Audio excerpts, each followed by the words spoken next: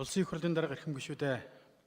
Улсын их хурлын гишүүн ил болд нарын 6 гишүүнээс 2018 оны 11-р сарын 13-ны өдөр улсын их хурлд өргөн мэдүүлсэн Санжаасрынгийн зоригийн амнасыг хөнөөсөн хэргийг шийдвэрлсэн асуудлаар олон улсын парламентын холбооны удирдах зөвлөлөөс ирүүлсэн шийдвэрийг судалж холбогдох санал дүгнэлтийг боловсруулах үүрэг бүхий төр хороо байгуулах тухай.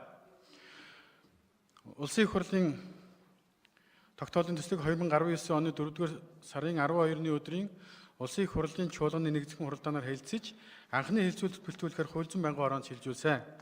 Хуульзан байнгын хороо тогтоолын төслийн анхны хэлэлцүүлгийг 2019 оны 4-р сарын 17-ны өдрийн хуралдаанаараа хэлэлцвэ. Байнгын хорооны хуралдааны үеэр Улсын их хурлын гишүүн Ц. Мөнх Оргил хууль санаачлагчаас төр хорооны хэлэлцэн шийдвэрлэх асуудлын хүрээ хязгаар мөн ажлын удирдамж гарах хэсэг талаар асуусан бөгөөд Улсын их хурлын гишүүн ил болд төр хорооны ажлын үндсэн чиг үүрэг нь тогтоолын төслийн танилцуулга болон үзэл баримтлал дээр тодорхой байгаа талаар хариулсан билээ. Өргөн мэдүүлсэн төр хороо байгуулах тухай тогтоолын төслийн бүрэлдэхүүнд Улсын их хурлын гишүүн ил болд Ж. Бат Зандан, Я. Санж Мэтв, Ц. Нямдорж, А. Сүхбат ил оюун эрдэнээр байсан бөгөөд Улсын их хурлын гишүүн ил оюун эрдэнэ өөрийн хүсэлтээр төр хорооны бүрэлдэхүүнээс гарах. Улсын их хурлын гишүүн Инг Түгшин Х. Нямбаатар нар төр хороонд орж ажиллах хүсэлт болон зарчмын зөрүүтэй саналаа тус гаргасныг хуралдаанд оролцсон гишүүдийн олох дэмжлээ.